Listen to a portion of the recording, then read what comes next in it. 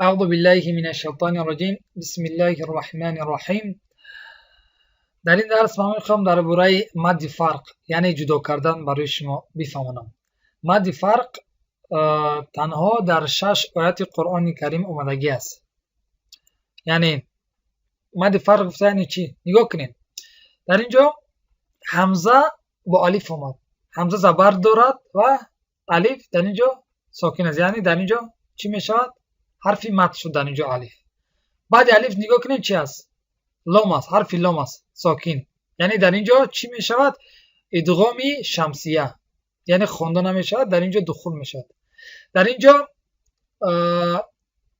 چی دارد؟ تشدید یعنی ساکن لازم در خود دارد. پس در اینجا چی می شود؟ اینجا سبب مد یعنی حرف مد، اینجا سبب مد. و در بین اینها چی آمده است؟ یک حرف آمده است که اینها را جدا میکند. دیدین؟ یعنی سبب حرف مد را و سبب مد را جدا میکند. پس در اینجا چی میشود؟ مد فرق یعنی کشیده میشود، کشیده خوانده میشود. یعنی مد فرق را مقدار 6 حرکت کشیدن لازم است.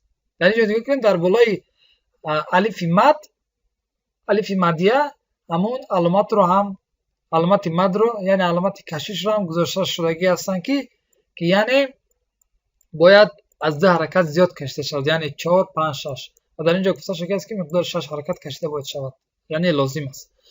نگاه کنید. قل الذکرین. دیدین مثال چی شد؟ خب مقصد همین حالت فقط در 6 آیات قرآن کریم آمدگی است که یعنی حرف مد آمدگی است و سبب مد آمدگی است و یک حرفی است که مقصد این حرف مد را و سبب مد را چیکار میکند؟ جدا میکند. یعنی در بین حرف مد و سبب مد است. و همین 6 حالت است که مقصد مد کرده وصل میشود. نگاه کنید، مد کرده وصل میشود. مقدار 6 حرکت میکشیم در حال بعد میچسبونیم. خب این فقط در 6 آیات قرآن کریم آمدگی است و او هم در اول و دوم را در شماره اول نوشتن. یعنی سوره انعام آیات 143 و 144. سوم یعنی یکم حالت در سوره انعام آیات 143، دوم حالت در سوره انعام آیات 144. سوم در سوره یونس آیات 59. چهارم سوره نمل آیات 59. پنجم سوره یونس آیات 91. ششم سوره یونس آیات 51. یعنی همین 6 حالت است که مقصد مد فرق می شود که یعنی یک حرف است که در بین سبب مد یعنی حرف مد و سبب مد آمدگی است و چیکار میکنیم؟ ما حرف مد رو مقدار 6 حرکت میکشیم بعد میچسبونیم. اما بغیر از همین 6 آیت اگر همین حالت بیاد که سبب حرف مد آید بعدش سبب مد آید و در بین حرف مد و سبب مد یگان حرف دیگر بیاید، اون وقت چی می شود؟ مد نکرده می شود، یعنی مد ترک می شود. فهمیدین؟ یعنی مثل که حرف مد هیچ کشیده نمی شود. فهمیدین؟ یعنی هیچ کشیده نمی شود بغیر از همین 6 حالت. من الان چند مثال را از قرآن کریم برای شما نشان میدم. خب در اینجا نگاه کنیم. یا شد حرف مد شد، بعد یا چی آمد؟ در اینجا سین ساکن لازم است. این حرف مد، این سبب مد و در بینشون چی آمد؟ یک حرفی آمد که این هر دو این را جدا میکند. پس در اینجا چی میشود؟ وقتی که این وصل شد به مد وصل میشد. یعنی استعیذ بالله مثلهم كمثل لذیذ. دیدین؟ یعنی به مد. اگر با مد بکنیم خیلی میشود لذیذ. فهمیدین؟ یعنی وقتی که وصل شد چی میشود؟ به مد وصل میشود. یعنی که مثل که اینجا مد پرتافته میشود، به مد وصل میشود. خب این بود مثال واوی معذرت میخوام یعنی یای مدیه. این مثال دیگر از واوی مدیه. در اینجا نگاه کنید. در اینجا واو حرف مد شد، بعد حرف واو مدیه چی آمدگی است؟ لام، یعنی ساکنی لازم دارد. در اینجا چی شد؟ اینجا حرف مد، اینجا سبب مد. پس در اینجا چی شد؟ در بینشان ҳамзаи васлия омад. дар ин ҷо чӣ мешавад?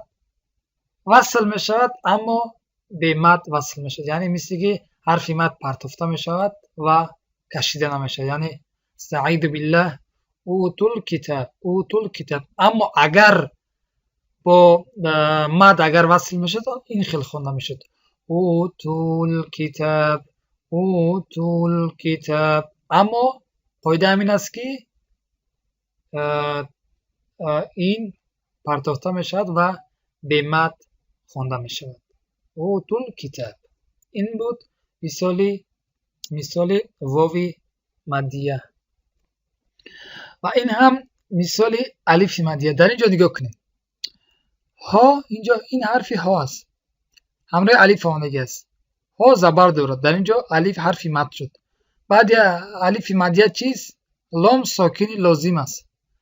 ва дар байни инҷо ҳарфи мад ва инҷо сабаби мад. ва дар байнашон чи?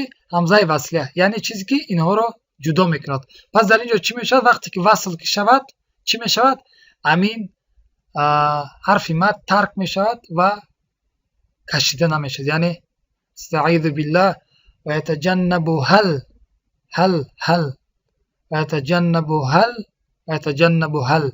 агар мисол бо мад мешуд, пас хел мешуд. ва ятаҷаннабу ҳал. диден? аммо қоида ҳамин аст ки ин тарк мешавад ва бемад хонда мешавад. фаҳмиден? хуб, ин мақсад мадди фарқ чӣ будааст? ҷудо. ҳамин 6 ҳолат аст ки мақсад мадди фарқ мешавад. яъне ки ҳарфи мад ҷудост.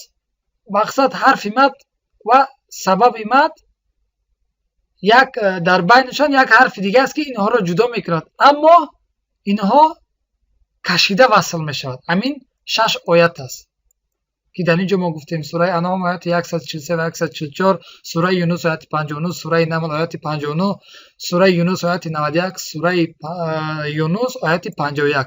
ҳамин 6 ҳолат аст ки мақсад мад карда, миқдори 6 ҳаракат кашидан, мақсад мекашем, васл мекунем. аммо ба ғайр аз ин сурат, алон ман барои шумо мисолҳоро нишон додам ки яъне ҳарфҳои мад чӣ мешаванд? Тарк мешаванд, бемад васл мешавад. ва ман дар вақфи ибдол гуфта будем ки мақсад дар ин ҷо нигоҳ кунед. вақте ки ҳарфе ки бо ду забар омад ва баъдаш ҳамин ёи сокин буд, пас вақте ки мо дар ин ҷо вақф кунем, ин як забараш нобуд мешавад ва ивази яъне ҳамун танвинаш нобуд мешавад ва алифи хурд ивази ё хонда мешавад. яъне ҳуда. ман барои шумо гуфтам ки яъне ман барои шумо мефаҳмонам ки дар кадом ҳолат ҳамин алифи хурд гузошта мешавад ва дар кадом ҳолат ҳамин хел гузошта намешавад. хуб, дар ин ҷо нигоҳ кунед. ин дар мисоли чи аст? дузабара дар болош, мақсад дар болои ё алифи хурдро намегузоранд. вақте ки мо вақф кардем, яъне бо алиф вақф мекунем, аммо намегузоранд. аммо дар як забара ки бошад, нигоҳ кунед, алифи хурдро мегузоранд. нигоҳ кунед, баъд аз ро забар дорад, баъд аз рои забардор ёи сокин аст. нигоҳ кунед, дар болои ёи сокин, дар мобайнаш ҳамон алифи хурдро гузоштанд ки яъне мо чикор кунем? бо алиф бихонем мақсад. яъне ивази ё алифро хонем. хуб, дар ин ҷо нигоҳ кунед. баъд аз ҳамин ягон чиз нест ки мақсад ин бо ин васл шавад. чӣ хел ки мо инро гуфтем, яъне дар ин ҷо нест мақсад баъдаш. аммо нигоҳ кунед, дар ин ҷо ҳам ҳамин ҳарфи қоф забар дорад, ё омадагӣ аст. барои чӣ дар ин ҷо ҳамун алифи ҳамин хурдро нагузоштам? барои он ки ояти баъдиашро нигоҳ кунед, чӣ аст? ин ҷо алиф агар бошад, мақсад чӣ мешавад? Сабаби мад мешавад. яъне маъзарат мехоҳам, яъне ҳарфи мад мешавад. баъдаш чӣ? Таҷдид меояд. нигоҳ кунед, яъне дар таҷдид сокини лозим ҳам ҳаст, яъне сабаби мад. ва дар байни ҳамин алифи хурдак ва ҳамин яъне ҳарфи мад ва сабаби мад чӣ омадагӣ аст? ҳамзаи васлия. вақте ки мо инро васл кунем, чӣ мешавад? васл ки кардем, яъне ки ҳамон алифи хурд чӣ мешавад? Хонда намешавад. яъне وقتی که وصل می شود مثل که همون الف خرد ترک می شود به مد. اما برای همین خاطر در اینجا که بعدش یعنی به همین شکل که می شود وقتی که وصل شود خوانده نمی شود. پس به همین خاطر در اینجا هم الف خرد رو نگذاشتن، برای اینکه در اینجا بعدش چی است که چیزی است که این وصل می شود اما وصلش به مد وصل می شود و حرف مد نو کرده و خوانده نمی شود. به همین خاطر در اینجا نگذاشتن. اگر ما اراده داریم که مقصد در اینجا وقف کنیم اون وقت ما در اینجا با الف وقف میکنیم. پس این را برای چی در اینجا نگذاشتن؟ برای اینکه که وقت اگر ما وصل کنیم پس همین الف خوانده نمیشود، به همین خاطر در اینجا نگذاشتن. در اینجا که باشد بعد از این نگاه کنین آیات بعدی که هست مثل این نیست، یعنی سبب مد نیست و نیست که مقصد در اینجا الف حرف مد میشود و بعدش چی سبب مد نیست و یگان حرفی نیست که مقصد حرف مد را و سبب مد را جدا کند. پس به همین خاطر در اینجا همین الف خرد را گذاشتن که یعنی ما این را بخونیم. در اینجا برای همین وصل کردن برای مد جدا که در اینجا مقصد چیز میشود که جدا میکند مد را از سبب مد، پس به همین خاطر در اینجا نگذاشتن، زیرا که اگر ما وصل کنیم پس چی میشود همین الف خوانده نمیشود و به مد وصل میشود. اگر در اینجا وقف کنیم مثال و یتجنبها الاشقا اشقا اشقا اشقا دیدین با همون الف خواندیم، اما که وصلش کنیم چی میشه و یتجنبها الاشقا الذی اشقل قل دیدین یعنی همون الف که ترک میشود. پس برای همین وقتی که برای همین الف را نگذاشتن در اینجا که مقصد وصل نمی شود پس به همین خاطر این را گذاشتن. انشالله امید دارم که درس را فهمیده باشید. و یک چیز دیگه هم برای شما در اینجا بفهمونم. ما گفتم که مقصد الف خرد در بالای واو و یا ساکن مقصد گذاشته میشد و خوانده میشد. نگاه کنید در بالا در مابین، نگاه کنید مقصد در بالا در مابینش، در این طرف یا این طرف نه، در بالا در مابینش مقصد در ایسه نه. همزه هم همین خیلی از نگاه کنید همزه در اینجا در بالای الف است. نگاه کنید در اینجا چی میشود یعنی که همین الف خوانده نمیشود عوضش همین همزه خوانده میشود. دیدین یعنی نگاه کنید در بالا در مابینش است.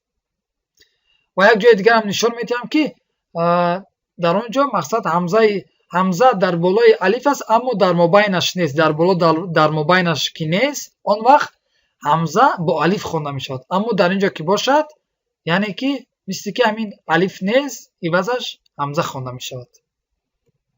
در اینجا نگاه کنید همزه در کجای الف گذاشته شده است، یعنی نگاه کنید در اینجا نیست، در بالایش یعنی در نوکش. مثال نگاه کنید در اینجا لام الف یعنی الف را کجلا گذاشته شده هستند. وقتی که همین الف نگاه کنید در اینجا الان حضرت میخوام نشان میدم در اینجا نگاه کنید در بالا در همون نوکش گذاشته شده است همزه در بالای همین الفی که در لام الف است. پس در اینجا همزه خوانده میشود و در اینجا نگاه کنید در همون نوکش نیست یعنی در این طرفش است. پس چی میشود اینجا الف است یعنی همزه با چی خوانده میشود با الف مدیه، یعنی که همزه زبر دارد بعدش چیز همین الف ساکن است. در اینجا چی میشود لی